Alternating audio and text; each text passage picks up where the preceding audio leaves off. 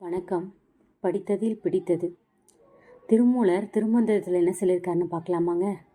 யாவருக்குமாம் இறைவருக்கு ஒரு பச்சிலை. என்னங்க சொல்கிறாரு? இறைவன் உன்னுடைய மாலையையோ பூவையோ எதிர்பார்க்கல, ஒரு பச்சிலையாவது இறைவன்கிட்ட வச்சு நீ வணங்கிக்க அப்படின்றாரு. யாவருக்குமாம் பசுக்கொரு வாயுரை. பசுனா என்னங்க? இங்கே பசுவை சொல்லலை அவர், வாயில்லாத விலங்குகளை சொல்கிறாரு. அவங்களுக்கு உணவளின்னு சொல்கிறாரு. யாவருக்குமாம் உண்ணும்போது ஒரு கைப்பிடி. நீங்கள் உணவு உண்ணும் பொழுது ஒரு பிடி உணவை எடுத்து வச்சு எல்லாருக்கும் உணவு கிடைக்கணும் அப்படின்றத இது நினச்சிக்கோ அப்படின்றாரு. இந்த மூணும் தான் முடியலை. கடைசியாக ஒரு வார்த்தை சொல்லியிருக்காரு பாருங்க. யாவருக்குமாம் பிறப்புக்கு இன்னுரை தானே.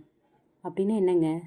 நாம் பேசுகிற பேச்சு இனிமையான வார்த்தைகளாக இருக்கணும்.